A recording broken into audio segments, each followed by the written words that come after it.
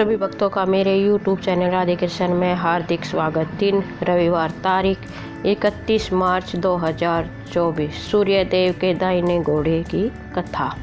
एक था राजा, एक थी रानी। उनके पास सिपाही, घोड़े, दासियाँ, धन दौलत सब कुछ था, सिर्फ उन्हें संतान नहीं थी।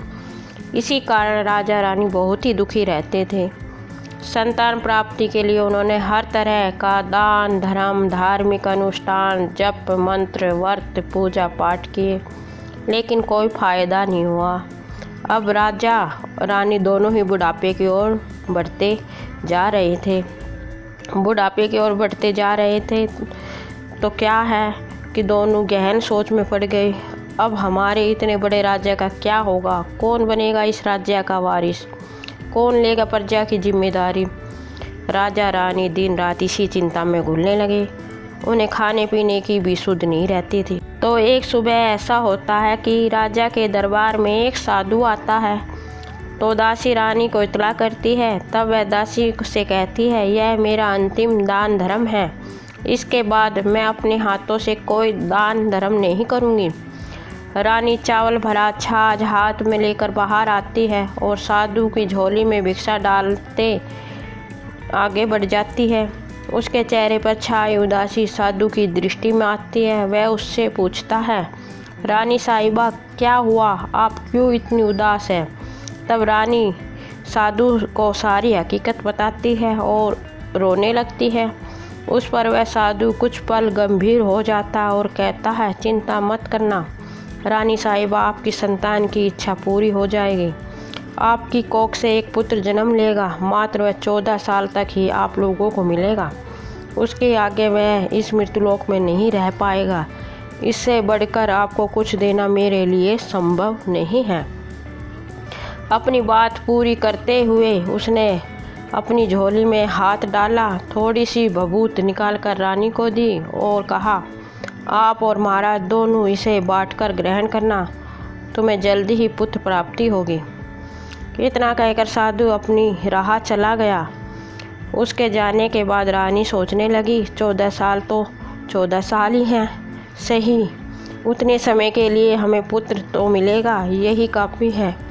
उतने साल तक मैं उसे जी जान से बड़ा करूँगी और ढेर सारा लाड दुलार करूँगी, अपनी संतान की मुराद पूरी करूँगी।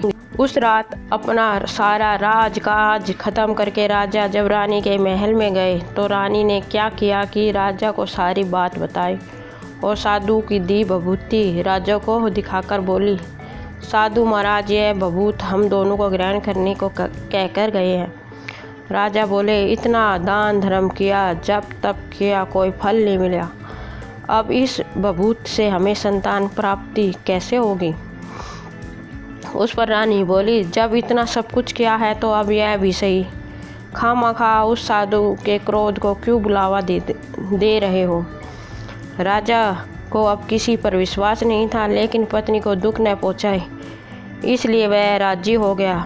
राजा राजी हो गया तो फिर क्या होता है कि राजा रानी दोनों नहाते धोते हैं, फिर अपने भगवान का नाम स्मरण करते हैं, अपने पुरखों को स्मरण करते हैं और साधु महाराज का नाम स्मरण करके वह भभूत बांटकर दोनों खा लेते हैं।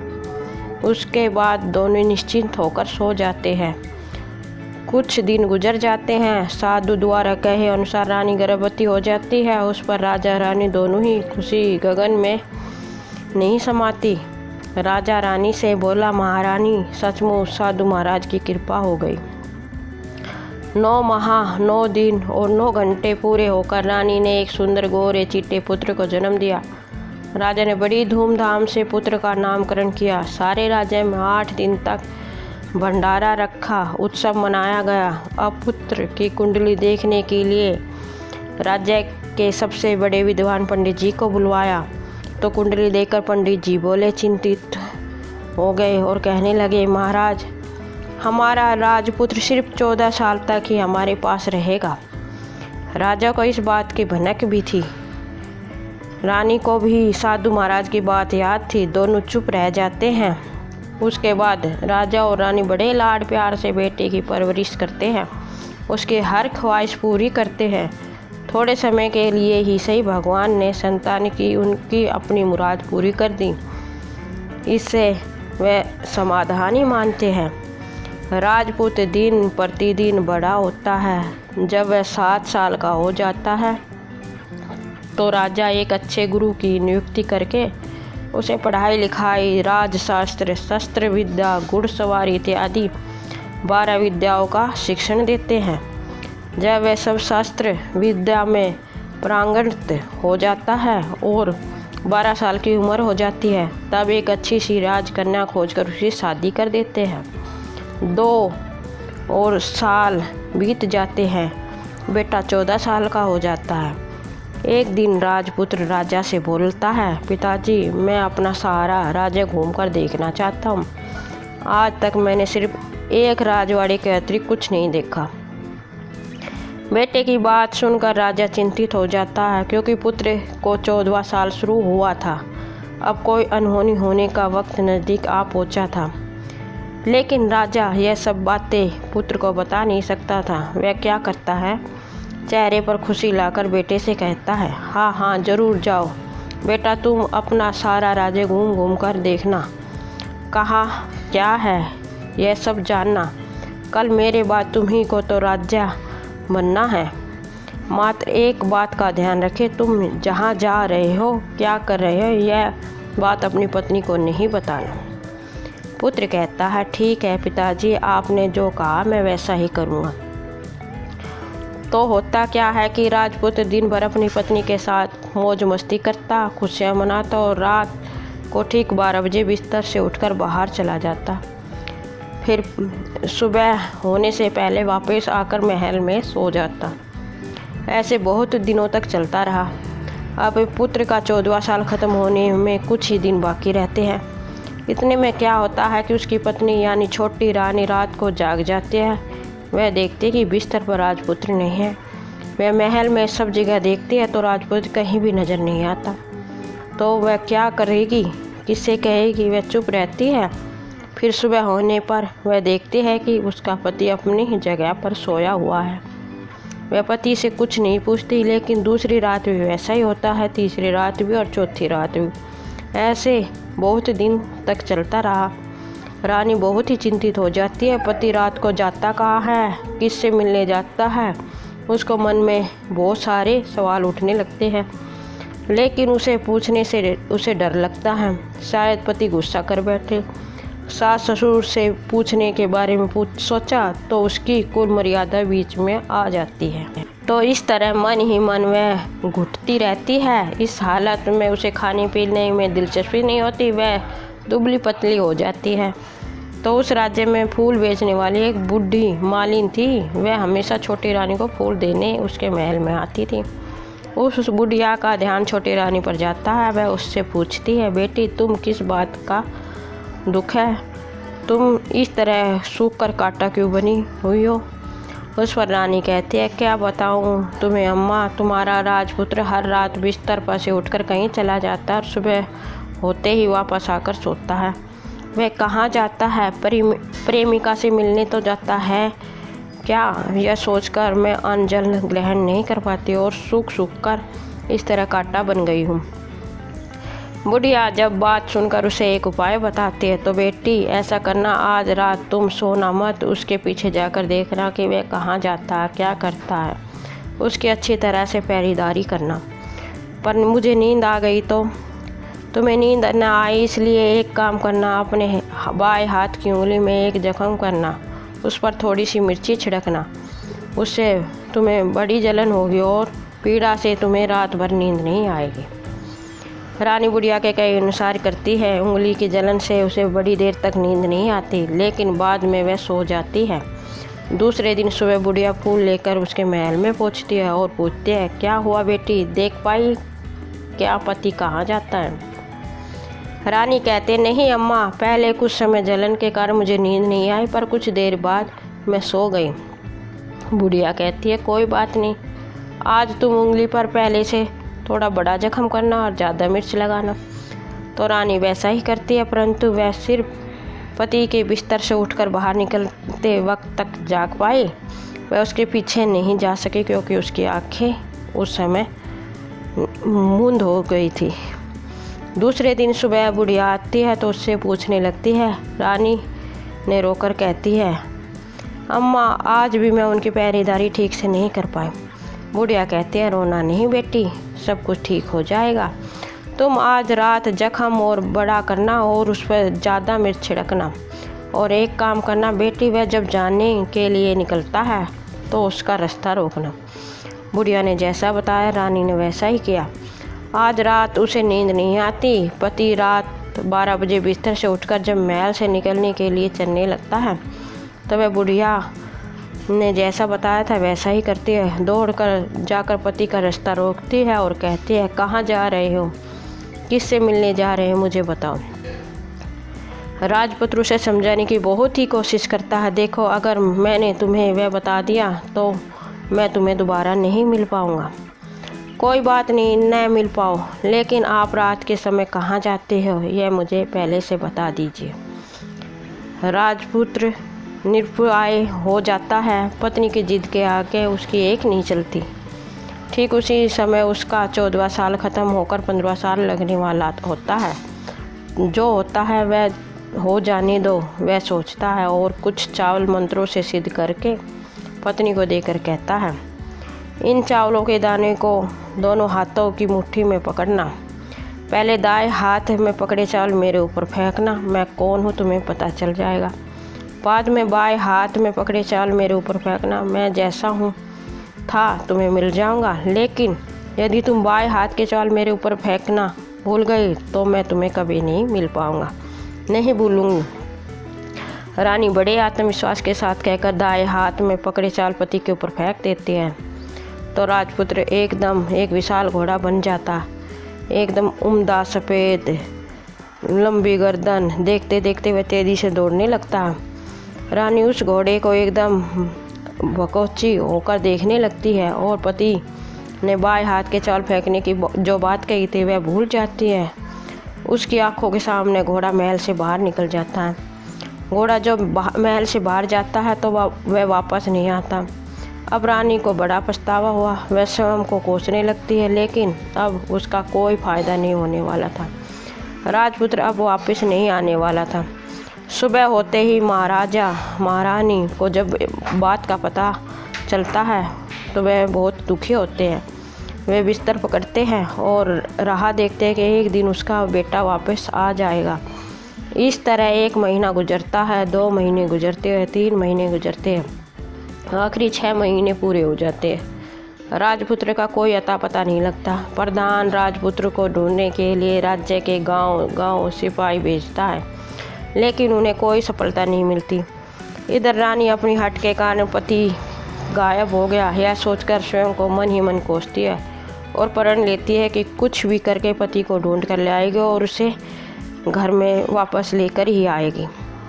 एक दिन वह सुबह उठकर सास ससुर के महल में जाती है और कहती है, मैं अपने पति को खोजने जा रही हूँ। महाराजा महारानी को और क्या चाहिए था, कुछ भी करके उनका बेटा उन्हें वापस मिलना चाहिए था। वे बहू को जाने की अनुमति देकर कहने लगे, बेटी तुम्हें चाहे जो भी करना पड़े, जहाँ भी जाना पड़े, जहाँ भी जाओ, लेकिन हमारे बेटे को वापस लेकर आओ। भगवान तुम्हें कामयाबी दे। अब रानी क्या करती है कि अपना शाही वेश बदलकर एक सेठानी बन जाती है। कुछ दास दासियों को, कुछ नौकरों को साथ में लिया, कुछ सामान साथ लिया और राज्य की सीमा पर जाकर वहाँ एक भोजनालय खोल दिया। वहाँ आने वाले सब यात्रियों को खाना मुफ्त में देने लगी।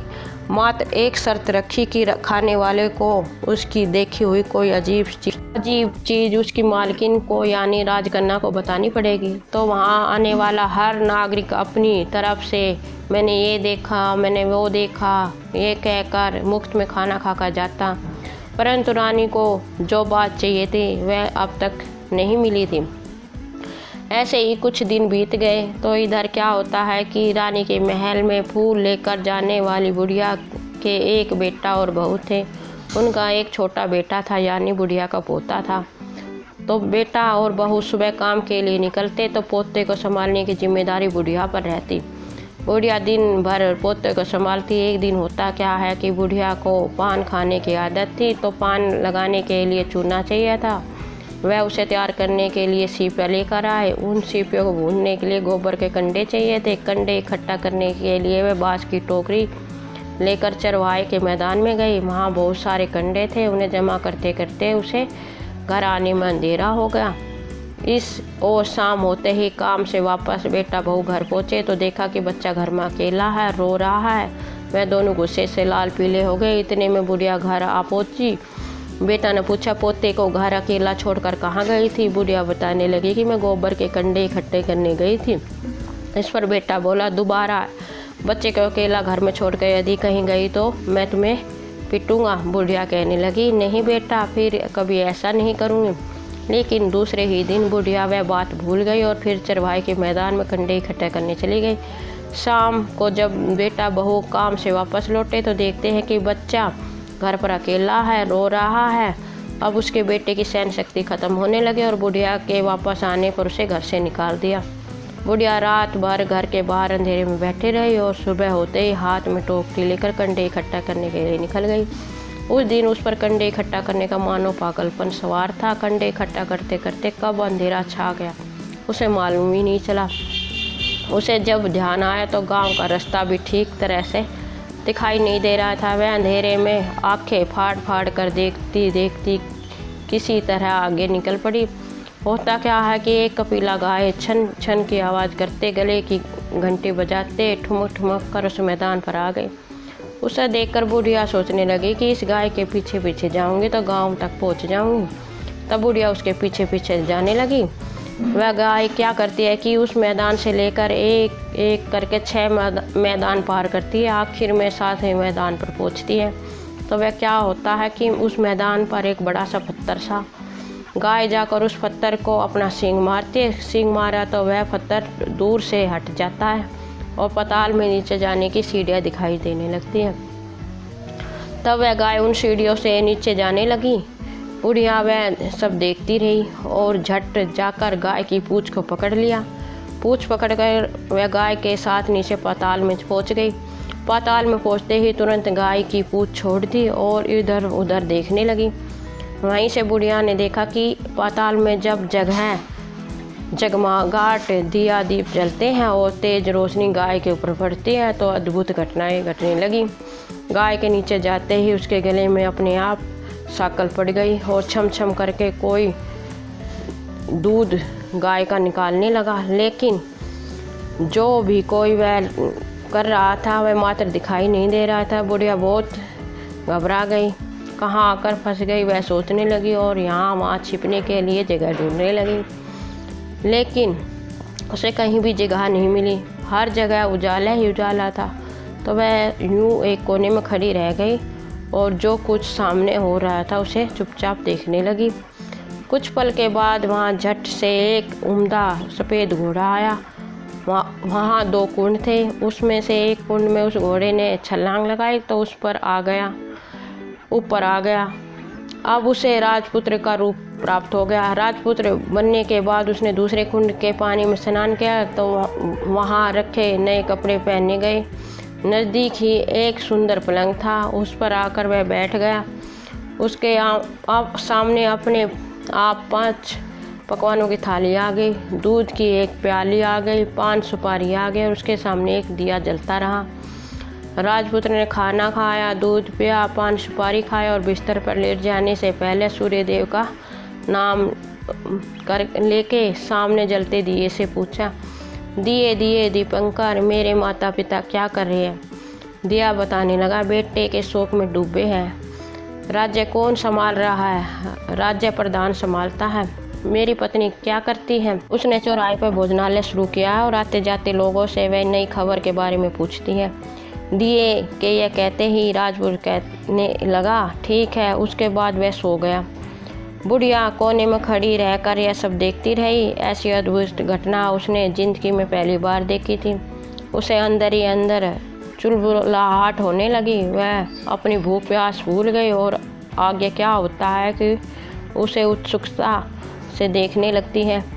लेकिन उसके बाद और कुछ घटनाएं नहीं घटी। रात गुजर गई, सुबह हो गई। सुबह होने पर पलंग पर सोया राजकुमार उठा और फिर से पहले वाले कुंड में छलांग लगाई तो वह अब फिर से घोड़ा बनकर कुंड से बाहर आ गया। बाहर आते ही वह तेजी से उस पाताल नगरी से बाहर निकल गया, लेकिन वह कहाँ गया बुढ़िया को कुछ पता नहीं चला। उसके बाद पिछली रात की तरह कोई उस गाय का छम छम करके दूध दोहने लगा। जैसे ही दूध दुहाना ख़त्म हुआ तो उसके गले की सांकल अपने आप खुल गई और वह गाय तेज़ी से ऊपर जाने वाली सीढ़ियों की ओर भागने लगी। गाय को दौड़ता देखकर बुढ़िया सोचने लगी, अब गाय के साथ यहाँ से ऊपर जाना ही समझदारी है, नहीं तो कोई मुसीबत आकर मेरे ऊपर टपक जाएगी। झट से उसने गाय की पूँछ पकड़ ली और गाय के साथ ऊपर आ गई। गाय जब ऊपर मैदान में पहुंची तो उसे सुरंग का रास्ता अपने आप बंद हो गया और उसके मुंह पर एक बड़ा सा पत्थर पहले की तरह खड़ा हो गया। ऊपर आकर वह गाय जंगल की ओर निकल गई तो इधर बुढ़िया एकदम बावली सी हो गई। उसने पाताल नगरी में जो देखा वह जल्द से जल्द किसी को बताने के लिए उतावली हो उठी।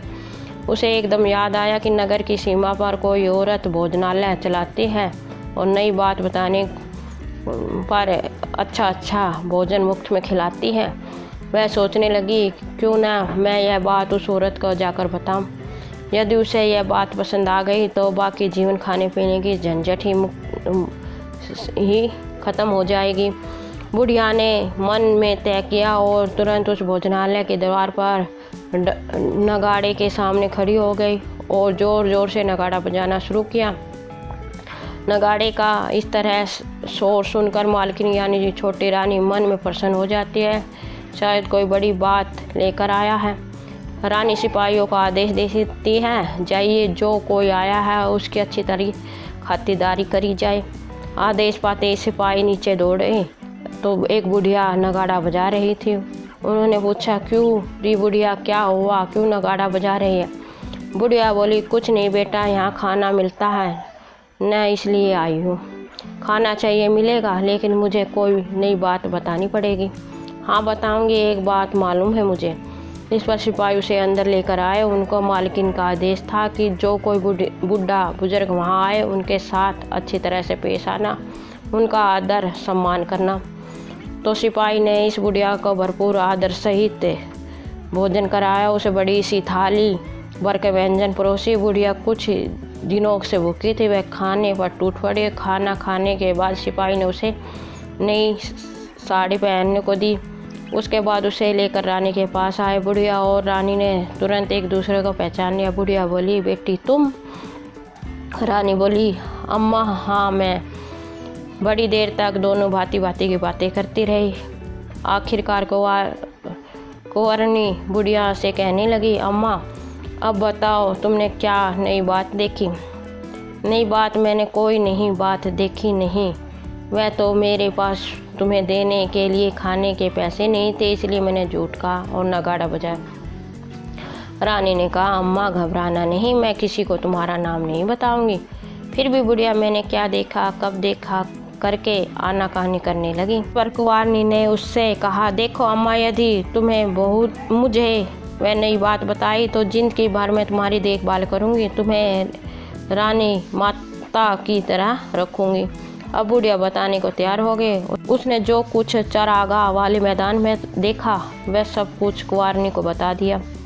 बुढ़िया की वह बातें सुनकर कुंवारनी को यकीन हो गया कि वह राजपुत्र उसी का पति है। वह तुरंत बुढ़िया से कहने लगे, अम्मा मुझे उस जगह पर ले चलो।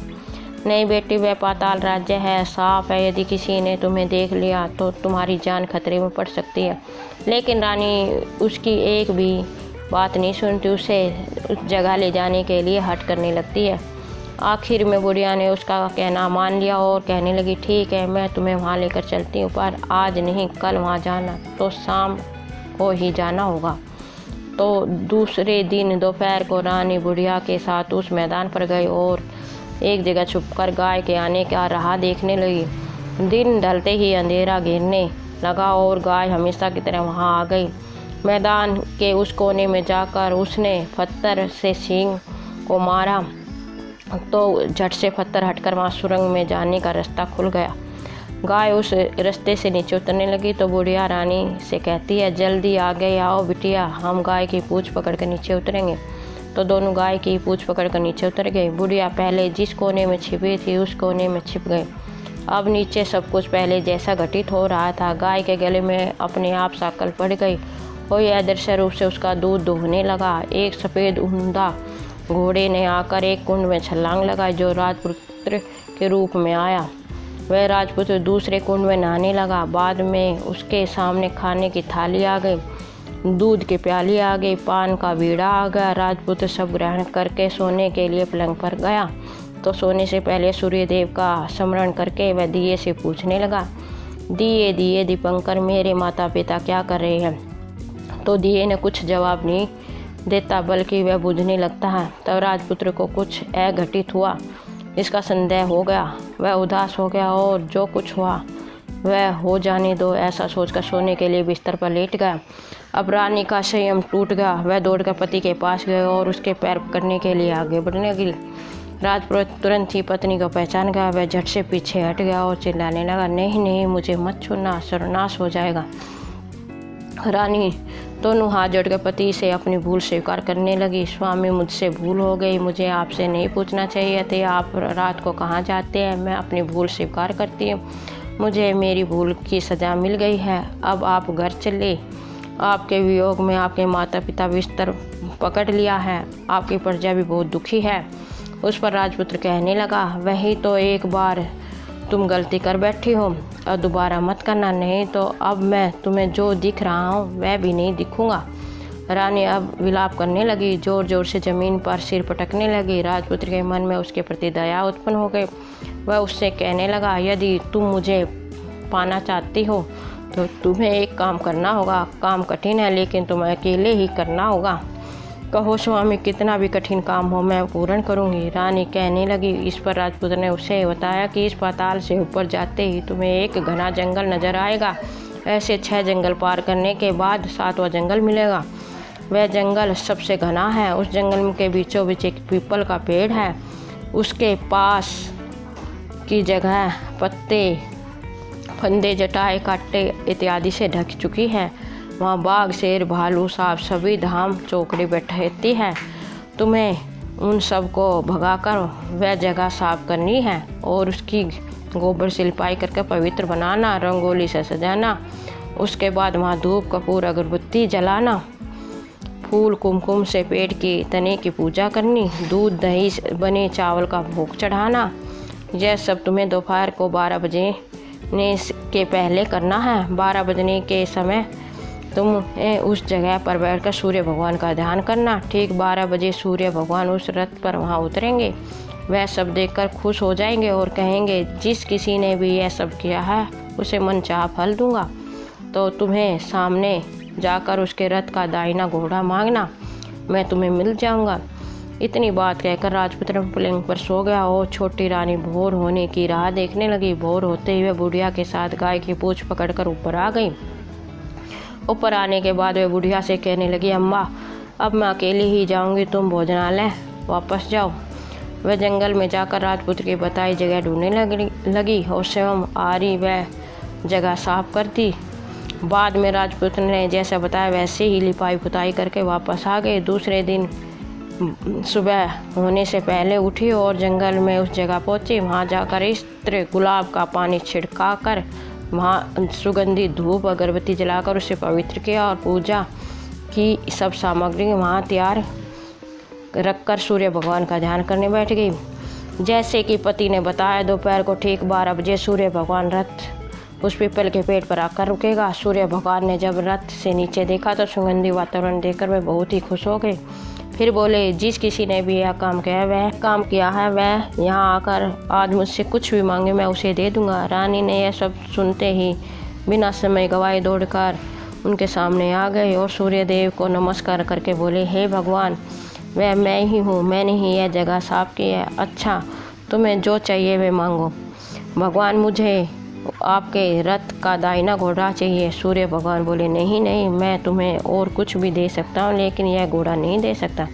मेरे रथ के 12 घोड़े हैं, तुम चाहो तो कोई और घोड़ा मांग लो लेकिन यह दाहिना घोड़ा नहीं। वह मैं तुम्हें नहीं दे सकता। छोटी रानी ने एक नहीं सुनी, वह सूर्यदेव से एक ही बात कह रही थी, वही दाहिना घोड़ा दे दीजिए, नहीं मैं आपके पैरों में गिरकर अपनी जान दे दूँगी। अब सूर्यदेव धर्म संकट में पड़ गए। उन्होंने वचन दे दिया था, अब अपने वचन से पलट भी नहीं सकते थे। ठीक है, दे दिया तुम्हें घोड़ा, सूर्यदेव ने कहा। फिर एक बात और भी कही, देखो मैंने तुम्हें घोड़ा तो दे दिया, लेकिन वह तुम्हें यहाँ नहीं मिलेगा, तुम्हें उसे पाताल में जाकर लाना होगा। रानी बोली, पाताल में ही क्या भगवान, मैं उन्हें पाने के लिए कहीं भी जा सकती हूँ। रानी को वचन देकर सूर्यदेव अपने मार्ग चले गए और इधर रानी जंगल से अपने भोजनालय में आ गई। फिर वह बुढ़िया को लेकर उस मैदान पर गई। जल्दी शाम हो गई। शाम होते ही वहाँ वह आ गई और उसने सींग मारकर सुरंग का पत्थर हटाया तथा नीचे उतरने लगी। रानी बुढ़िया जल्दी जल्दी उसकी पूँछ पकड़कर नीचे उतर गई। नीचे पाताल में सब घटनाएं पहले की तरह घटने लगी। घोड़ा का एक कुंड में नहाकर राजपुत्र बनना, नहा धोकर पलंग पर जाकर बैठना, तो उसे खाने की थाली, दूध की प्याली आना, पान बीड़ा आना। लेकिन आज एक बात नहीं घटी। आज दो थाली, दो दूध की प्याली, दो पान के बीड़े उसके सामने आए। वह कुछ नहीं बोला। उसने अपने हिस्से की थाली खाकर, दूध पीकर, पान बीड़ा चबाकर वह सोने चला गया और हमेशा की तरह दिए से पूछने लगा, दिए दीपांकर, मेरे माता पिता क्या करते हैं? दिए ने बताया, वह दोनों तुम्हारे शोक में मरने की स्थिति में पहुंच गए हैं। ऐसा झट से उसकी आंखों में आंसू टपकने लगे। फिर वह पूछने लगा, दिए दीपांकर, मेरा राज्य कौन चला रहा है? तुम्हारा राज्य प्रधान चला रहा है और वह सब कुछ हड़प चुका है। वह प्रजा पर बहुत अत्याचार कर रहा है। सुनकर राजपुत्र को बहुत गुस्सा आया। वह गुस्से में अपनी मुट्ठी भींचने लगा। अब वह पूछने लगा, दिए दीपांकर, मेरी पत्नी क्या कर रही है? अब दिया कुछ नहीं बोला, वह चुप रहा। अब रानी का संयम जवाब दे रहा। वह दौड़कर पति के गले लग गई। अब मैं तुम्हें मिल गया। राजपुत्र कहने लगा, सच कहते हो? अब आप फिर से घोड़ा तो नहीं बनोगे? नहीं, दोबारा घोड़ा नहीं बनूंगा मैं। तुमने जो इतने सारे कष्ट उठाए हैं मुझे पाने के लिए, इसलिए सूर्यदेव ने मुझे सदा के लिए घोड़े के जन्म से मुक्त कर दिया। राजपुत्र ने बड़े प्यार से कहा और उसे गले लगाया, उसके आंसू पोंछे। कुछ देर बाद भोर हो गई तो गाय की सिंगला टूटकर वह ऊपर भूलोक जाने लगी। रानी, राजपुत्र, बुढ़िया उसकी पूँछ पकड़कर ऊपर आ गए। ऊपर आने पर वह सीधे भोजनालय में पहुँचे। वहाँ पर का सब सामान लोगों में बांट दिया और उसको ताला लगाकर अपने राज्य को लौट गए। राजपुत्र वापस आता और उसके तेवर देखकर प्रधान घबरा गया। राजपुत्र ने उसे बंदी बनाकर कैद खाने में डाल दिया और राज्य को बागडोर अपने हाथ में ले ली। उसके बाद वह अपने माता पिता को मिलने उनके महल गया। तब राजपुत्र क्या देखता है कि उसके माता पिता उसके शोक में अस्थि पंजर बने हुए हैं। पुत्र को वापस आया देखकर मरण सन राजा रानी की आँखों से टप टप आंसू बहने लगे। इन दोनों ने पुत्र को गले लगाया, उसे प्यार से सहलाया। इतना होने के बाद उनके सेहत में एकदम सुधार आने लगा। वह बिस्तर से उठकर बैठ गए, पुत्र को आशीष देने लगे। राजपुत्र के आने की खबर तुरंत राज्य भर में फैल गई। प्रजा खुशी से फूली नहीं समाई। प्रजाजन राजमहल के सामने इकट्ठा हो गए। राजपुत्र ने भी उन्हें दर्शन दिए और आज से उन्हें कोई दुख नहीं पहुंचाएगा, ऐसा वचन दिया। अब राजा अपने पुत्र का राज्याभिषेक करके उसे सिंहासन पर बैठाता और बहू को महारानी का दर्जा देता है और स्वयं अपनी पत्नी के साथ ईश्वर स्मरण करते हुए खुशी से दिन बिताता है। महाराजा बना राजपुत्र अच्छी तरह से राज्य चलाने लगा और अपनी पत्नी के साथ सुखी जीवन व्यतीत करने लगा। उस बुढ़िया को रानी ने अपनी ही पास रख लिया, उसकी अच्छी तरह से देखभाल करने लगी। बुढ़िया और उसके बुढ़ापे के दिन खुशी से गुजरे। बोलो सूर्यदेव भगवान की जय। आपको मेरा वीडियो कैसा लगा कमेंट बॉक्स में अवश्य बताएं। मेरे वीडियो को लाइक, शेयर व चैनल को सब्सक्राइब करें। धन्यवाद।